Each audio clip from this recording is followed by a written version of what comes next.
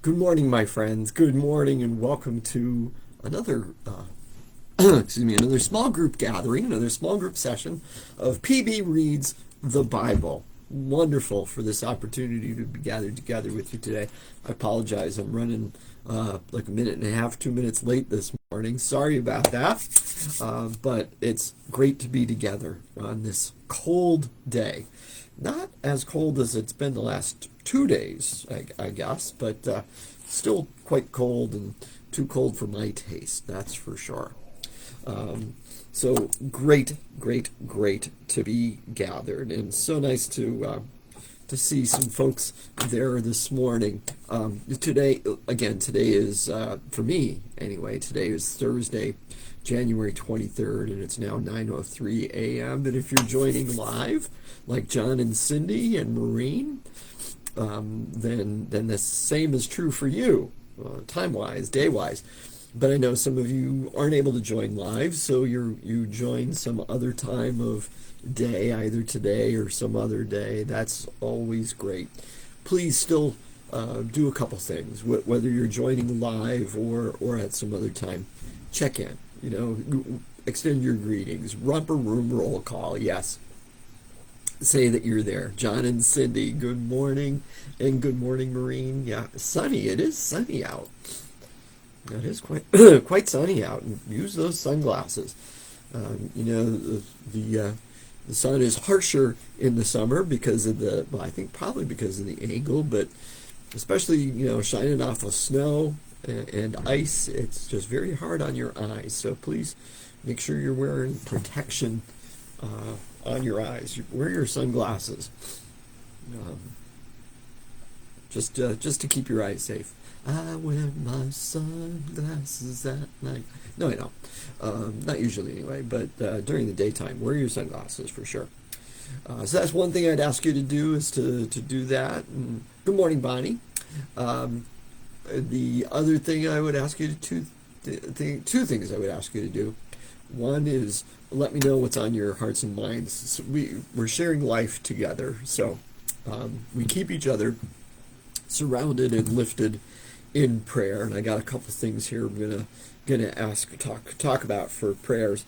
I know I misspoke the other day on Tuesday, and I put a little correction on the comment section of the stream for the other day. I named the wrong great nephew of mine. I have a nephew Shane and a nephew Sean, and I misspoke. I got the two of them confused in my head. But it's my great nephew Sean Riley, who is having surgery tomorrow. So please keep Sean in your prayers for that surgery. And then we've got a few others. Good morning. Oh, yeah, Bonnie's posting there. Good morning. We've been praying for Rick Kovachetz. Crystal, I hope I pronounce your name right when I say that. The surgery went well for him yesterday with the cataract. It's oh, Crystal's having trouble. Oh, I'm sorry about that. I saw her watching this, and she's going to keep trying to join in on us. Good morning, Marcia. Good morning to you as well. Oh, and we've got Arnie joining in this morning. Good to see you, Arnie. Anyway, Rick's surgery yesterday, his procedure, cataract surgery yesterday, went well. They asked for they thank for you for prayers, but they would ask for continued prayers for Rick. He's going to be going through. Got to put in all those drops. I've never had this done, but people talk about it. And you have to have so many drops put in every so many hours, and you need to be really on time. And it can be a pain in the neck, especially if you don't like drops going into your eyes. So pray for some patience for Rick, as he as well as healing on that. Just found out Debbie Hallman, financial secretary here at the church, our sister here at the church, is having a complete shoulder, I guess replacement would be the right word, tomorrow. Wow. So that does not sound like fun. I know she's nervous and worried and concerned about it. So prayers for Debbie and for Sam and for not just for tomorrow, but also for all the follow-up care that's going to go along with that. And patience, big thing. We're human. We a lot of us don't have a whole lot of patience. Perhaps especially when it comes to ourselves. Continued prayers for Craig Ritchie, who is in the hospital.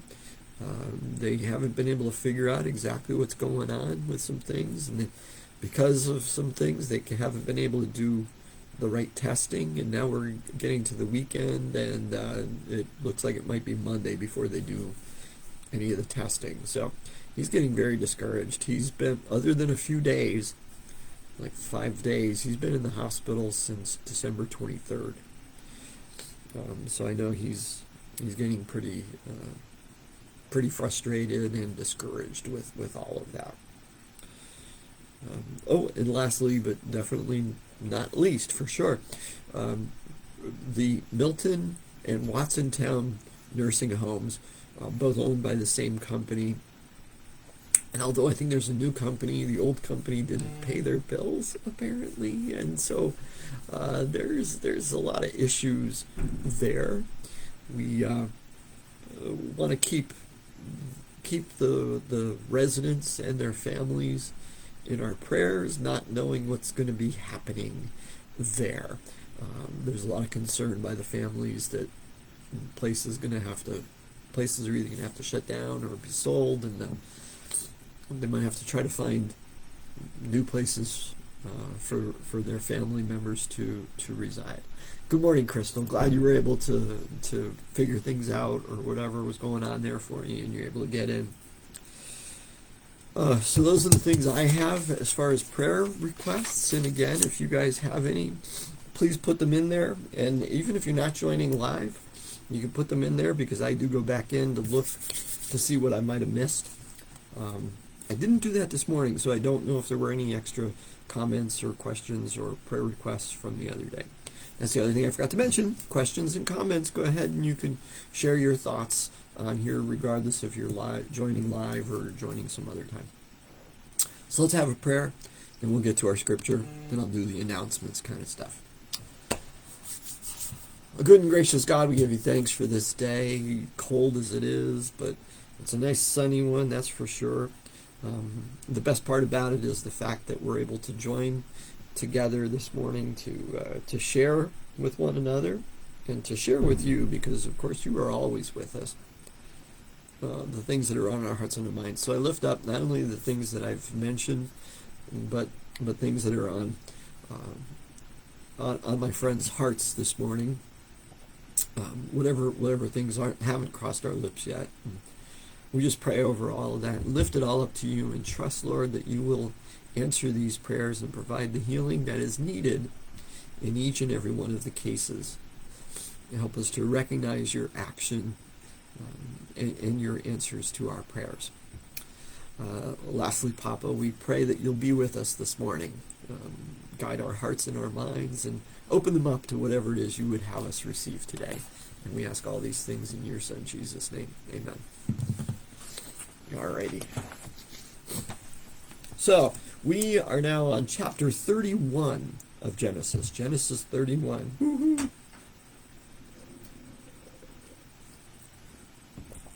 I would say the final stretch, but that's a stretch, right? It's still, counting this one, that's 20 chapters to go. After this one, still 19. It's still a good portion of the book to go through. But we're on chapter 31. So this is the end of that novella, quote-unquote novella, of chapters 29, 30, 31. Jacob entering Haran, his 20 years in Haran, mostly talking about the children that his wives bore, and then him leaving Haran. And that's the part we're going to be looking at today, is Jacob taking his leave of Haran and his leave of Laban. So let's go to it. Chapter 31. Now Jacob heard that the sons of Laban were saying, "Jacob has taken all that was our father's. He has gained all his wealth from what belonged to our father." Pause. Are they really concerned about their father, or are they concerned about themselves? Because their father's wealth is their wealth. 2. And Jacob saw that Laban did not regard him as favorably as he did before. Then Yahweh said to Jacob, return to the land of your ancestors and to your kindred, and I will be with you. So Jacob sent and called Rachel and Leah into the field where his flock was, and said to them, I see that your father does not regard me as favorably. Why am I having trouble with that word today? Favorably as he did before. But the God of my father has been with me. You know that I have served your father with all my strength. Yet your father has cheated me and changed my wages 10 times. But God did not permit him to harm me. If he said, the speckled shall be your wages, then all the flock bore speckled. And if he said, the striped shall be your wages, then all the flock bore striped. Thus God has taken away the livestock of your father and given them to me. Pause. So, yeah, we're right in the middle here, but it's okay. So Jacob has made his decision, and yeah, he's gotten this, and he got a message from God. Leave here. It's time for you to leave. Go back. I'm going to take you back home. I will be with you. I will be with you. Return to the land of your ancestors. Return to your kindred. But notice what Jacob does. He calls his wives. He calls at least 2 of his wives, Rachel and Leah, out into the field. So why into the field? Well, away from any prying ears and prying eyes, I'm sure, to speak to them privately. But he's asking them for their input and their permission, right? He doesn't say, if you don't agree with it, we're not going to go. But he tells them, he lays out everything. He said, look, this is what's happened. Your father has treated me terribly, and I can see now he doesn't like me as much as he once did. And he keeps changing my wages. Probably an exaggeration, but we don't know. Take it at face value. But the key is, he's asking them, he's going over the plan with them in advance. He doesn't just say we're leaving. He's asking them for their input. Contrast this to how the things that Laban did to his daughters without checking with them first. He never asked them for permission, never asked them for their input. He treated them 100% as property. Jacob is treating his wives much better than their father did. Much better than their father did. And he is respecting them as human beings and people whose input is valued. Franklin, good morning, Sharon. Good to see you joining with us this morning as well. All right. And even though he had done that, we were told how he peeled off the strips of the wood poles and put them in front of the things, that old mystical and superstitious thing. He still sees that it's God's action in what kind of flock, what kind of sheep and goats were born, so that they became his. Picking up from there, verse 10. During the mating of the flock, I once had a dream in which I looked up and saw that the male goats that leaped upon the flock were striped, speckled, and mottled, meaning the strongest, the most virile and healthy of them. Then the angel of God said to me in the dream, Jacob. And I said, here I am. And he said, look up and see that all the goats that leap on the flock are striped, speckled, and mottled. For I have seen all that Laban is doing to you. Pause. So, in his words, what Jacob is, he's sharing a dream that he had. So we presume these are the words of the angel to Jacob, but Jacob is clearly specifying them. The author is making sure that we're aware of what it is. That God is seeking justice in this situation. God is hearing the cries of the oppressed. God is hearing the cries of the oppressed and getting active. Verse 13, I am the God of Bethel, where you anointed a pillar and made a vow to me. Now leave this land at once and return to the land of your birth.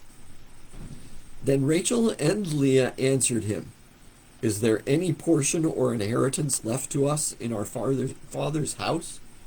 Are we not regarded by him as foreigners? For he has sold us, and he has been using up the money given for us. All the property that God has taken away from our father belongs to us and to our children. Now then, do whatever God has said to you. Pause. Boom. Wow. Now, we spent all of chapter 30 and even parts of chapter 29 talking about Rachel and Leah, how they were, I don't want to outright say fighting, but dysfunctional relationship between the two of them, each one trying to outdo the other by having more children and all, and etc. Seeking Jacob's love, seeking to top the other sister, right? Sibling rivalry between these two sisters. But here they answer in unison. Yep, let's do it. Let's go. We got nothing left here. They even accuse they speak out, they state how mistreated they have been by their father. He sold us out. He sold us. He treats us as foreigners. He even used up the money that was supposed to be ours, the dowry. We have nothing left. We're not going to get any inheritance because we're female. There's nothing here. Everything that God has taken away from them is taken away from our father, is now ours and our children's. Ours and our children's. So let's go. Do whatever God has told you to do. It's very powerful. It's a very powerful statement when we slow down and read through this, and we see what these women, we see and truly listen and hear what these women are saying. And again, I can't emphasize it enough, the fact that Jacob wants to hear what they have to say about the whole thing. Picking up from there, because this is a fairly long chapter. Let's get moving, Brandon.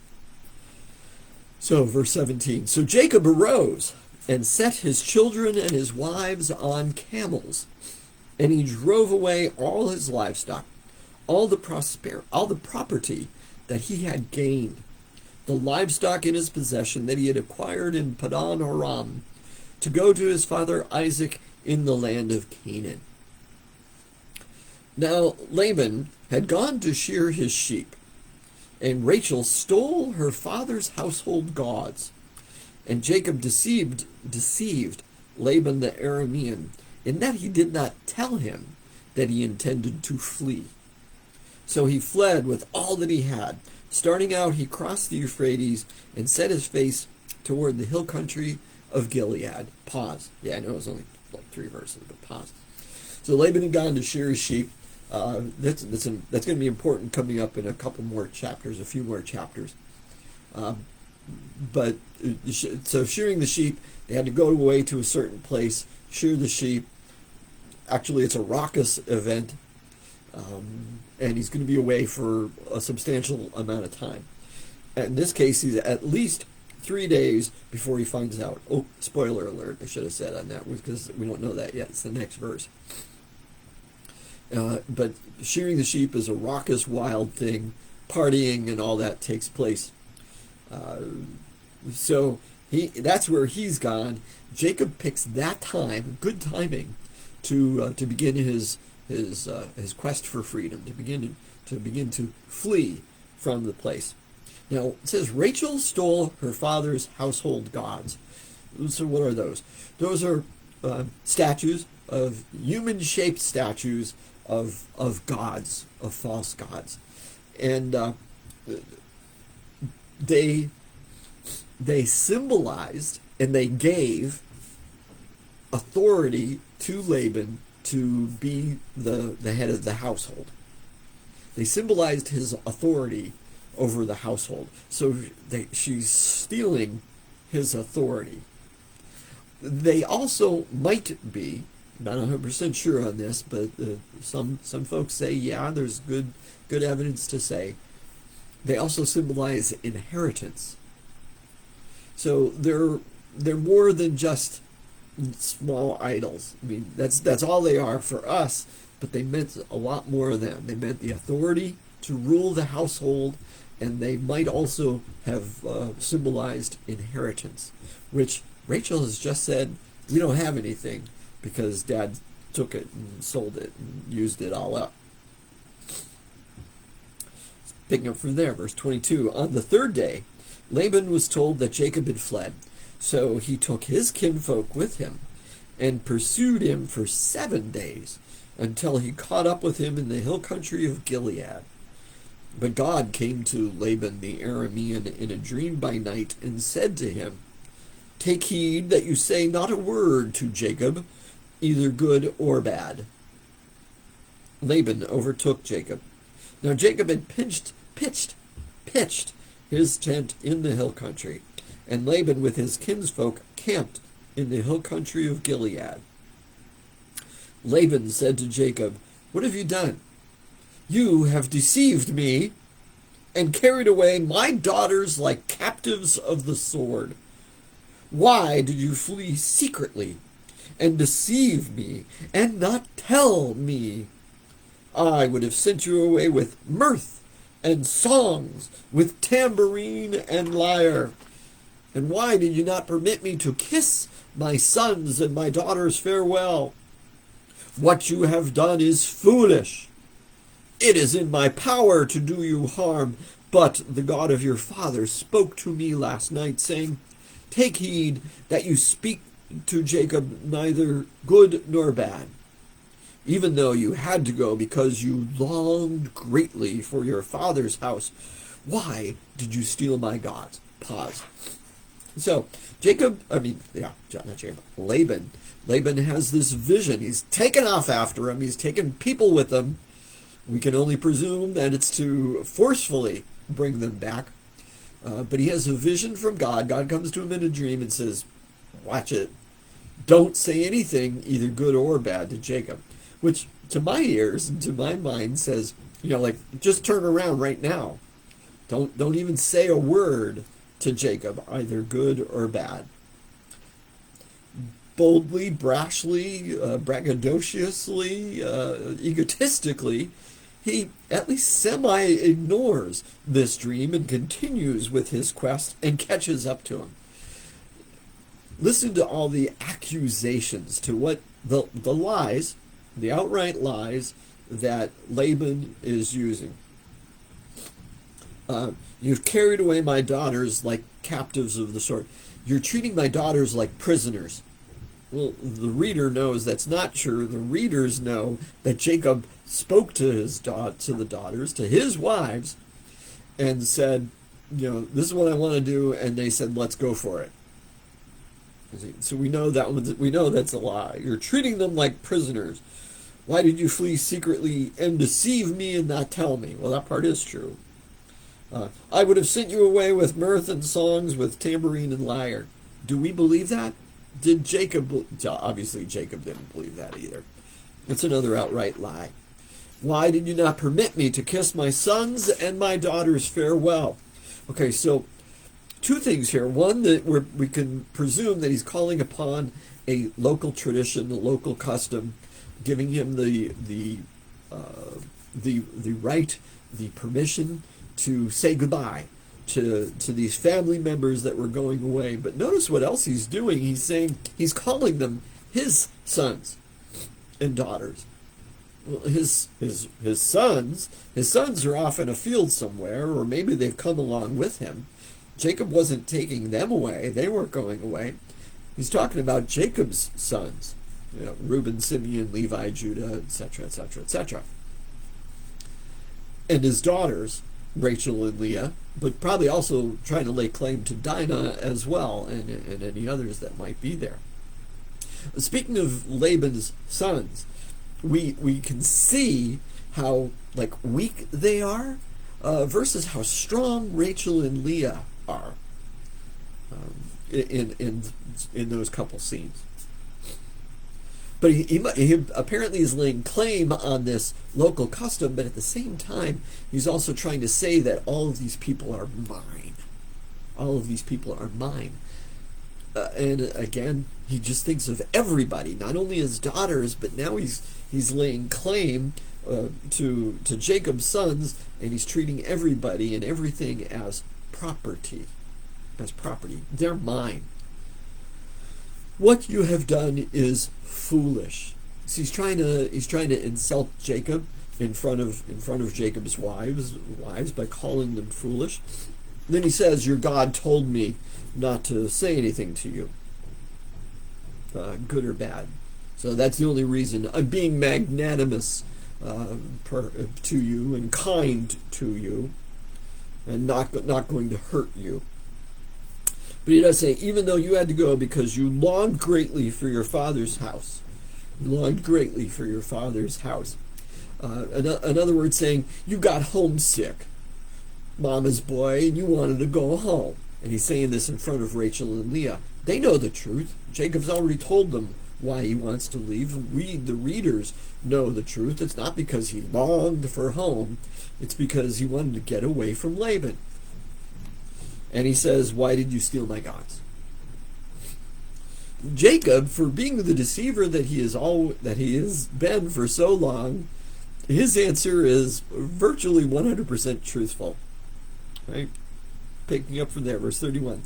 Jacob answered Laban, because I was afraid, for I thought that you would take your daughters from me by force, which he probably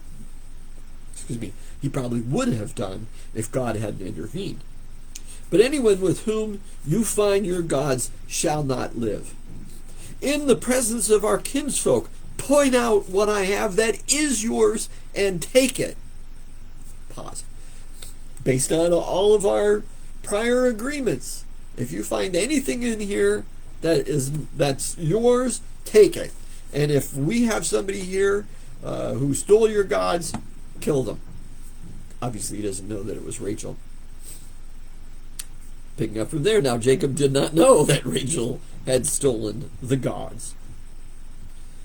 So Laban went into Jacob's tent, and into Leah's tent, and into the tent of the two maids, but he did not find them. And he went out of Leah's tent and entered Rachel's. Now Rachel had taken the household gods and put them in the camel's saddle and sat on them. Laban felt all about in the tent, but did not find them. And she said to her father, let not my lord be angry that I cannot rise before you, for the way of women is upon me. So he searched, but did not find the household gods. Pause. The NIV and some of the other translations are a little bit blunter rather than the euphemism there, the way of women is upon me. I'm having my period. So please don't try to make me get up. And I'm not trying to insult you. It's just I can't stand right now. So he searched and did not find the gods. Rachel, I don't know if was she always this way? Did she inherit this gift of deception from Laban, or has she learned it from Jacob, or a mix of both? But quite smart, quite devious on her part to come up with this plan to keep them. Picking up from there, verse 36. Then Jacob became angry and upbraided Laban. Jacob said to Laban, what is my offense? What is my sin? Excuse me one moment. It's probably the hospital, I'm sorry.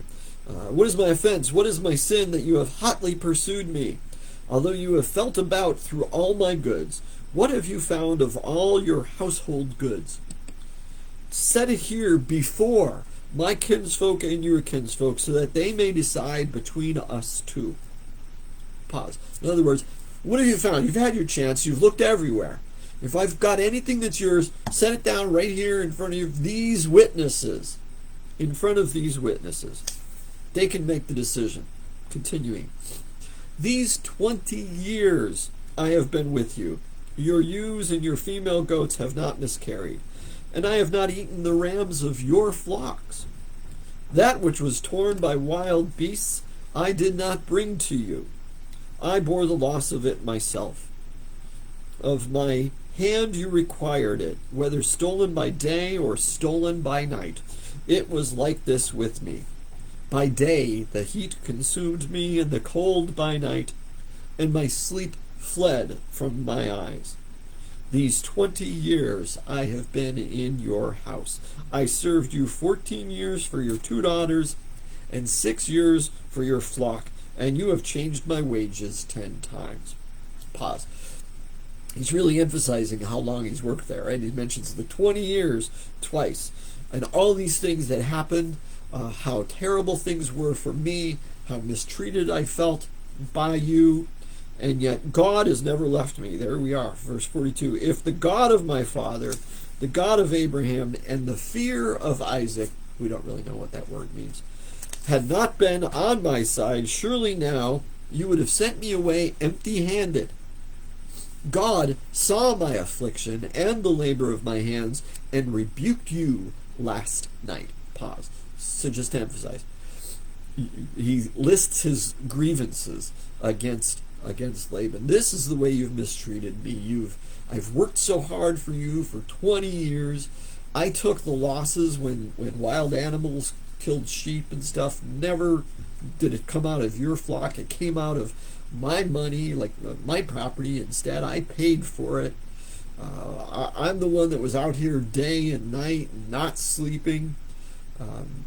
And you just kept changing things. And if it hadn't been for God, you would have taken away everything right now and left me with nothing. Oh, good morning, Sandra. Good morning. Good to see you here today. So picking up from there, verse 43. Then Laban answered. Now remember, Jacob is saying this in front of all the witnesses because he's called all the witnesses over. Come here, watch this. They're all hanging by. This is public. He's not doing this just in front of Laban. Verse 43. Then Laban answered and said to Jacob, the daughters are my daughters, the children are my children, the flocks are my flocks, and all that you see is mine. But what can I do today about these daughters of mine, or about their children whom they have borne? Come now, let us make a covenant, you and I, and let it be a witness between you and me. So Jacob took a stone and set it up as a pillar. And Jacob said to his kinfolk, gather stones. And they took stones and made a heap, and they ate there by the heap. Laban called it Jegar Sahadutha, but Jacob called it Gilead. Laban said, this heap is a witness between you and me today. Therefore he called it Gilead, and the pillar Mitzpah. For he said, Yahweh, watch between you and me when we are absent one from the other. If you ill-treat my daughters, or if you take wives in addition to my daughters, though no one else is with us, remember that God is witness between you and me. Pause. So they have this, excuse me, and it's going to continue. They have this little ceremony. They build up set up the pillar, set up these heap of stones. This is going to be a witness. And they use what is often called the Mitzpah benediction. And I've even seen it, I haven't seen it lately, but back in the 80s it was a thing to get, it was like a 2-piece heart-shaped necklace. It was 2 necklaces, and each necklace had half of a heart. Maybe you remember seeing them. And it had this inscribed on it, the Lord watched between me and thee while we are absent one from another. Or between you and me, whatever. While we are absent one from another. Which is beautiful, right? If we only hear those words. But this really isn't a benediction. Benediction, by the way, means good word. Bene means good, diction is word. So a benediction is a good word. This is not a good word. This is not a good word. This isn't like a blessing. Oh, yes, isn't it lovely? God, watch between us. Now, these are markers, and it's going to be even come clearer, right? These are going to be markers. We're not coming across this. God is going to be a witness. When I can't keep track of you and you can't keep track of me, God will still be able to keep track of us. So don't cross this border. Don't do those kind of things. It's not as nice as it might sound at first. It's not as pleasant. It's more of a challenge to each other. Then Laban said to Jacob, "See this heap and see this pillar which I have set between you and me." Pause. This is weird, and the Hebrew is very weird. So the NRSV and I think the NIV tries to get it to blend together. We shouldn't think that because Jacob's the one that just set up, we're told, a pillar and a bunch of stones. Now we're told that Laban does. Does that mean there's two of each? No. It's confusing. The Hebrew language is confusing at this point, and it seems to be just some of the translations trying to make things merge together. All right? So bear with it. Just let that go. Don't worry about the details. Then Laban said to Jacob, "See this heap and see this pillar which I have set between you and me. This heap is a witness, and the pillar is a witness, that I will not pass beyond this heap to you, and you will not pass beyond this heap and this pillar to me for harm. May the God of Abraham and the God of Nahor, the God of their father, judge between us." So Jacob swore by the fear of his father Isaac. And Jacob offered a sacrifice on the height and called his kinsfolk to eat bread. And they ate bread and tarried all night in the hill country. Early in the morning, Laban rose up and kissed his grandchildren and his daughters and blessed them. Then he departed and returned home. End of chapter 31. So it's interesting. They have, again, another little ceremony. It says Jacob had this feast with his kinsfolk. It sounds like Laban wasn't even invited to participate in this celebratory meal or this ceremonial meal. It's only his kinsfolk. And Jacob never returns to Haran, and Laban is not heard from again. They never see each other again in the Bible. So we presume that that's the case, because they probably would have said something. Oh, hello, Becky. Good to have you with us this morning, too. So that's it, though, for chapter 31, and that's it for us today. Excuse me. So announcements, right? We'll be back at this on Tuesday. Be back on this on Tuesday, the 28th of January, and at least right now, looks like we'll be able to do both Tuesday and Thursday next week. Moving right along through the Bible. We'll be able to get through 2 more chapters next week, at least as things stand right now. I have to call back to the hospital to see if that's going to change, because I think it was the hospital calling me about a test that I need to have done. But for now, Tuesday and Thursday we're on. If that changes, just keep your eye here on Facebook. We'll put a post out if that's going to be changing for any reason, or I'll announce it on Tuesday, or kind of thing. But between Thursday and Tuesday is Sunday. That's right, Sunday. So join us Sunday for Sunday school or for worship. Sunday school is in person only, and that's 9 o'clock Sunday morning. Worship experience is at 10:30, and that is live in person as well as live streamed here on Facebook. So if you can't make it in person, first of all, we would love to see you here in person, but if you're too far away, you don't feel well, can't make it, we get it. Join us through the live stream. And again, that's 10:30 on Sunday. We're continuing our series, Faithful Footsteps.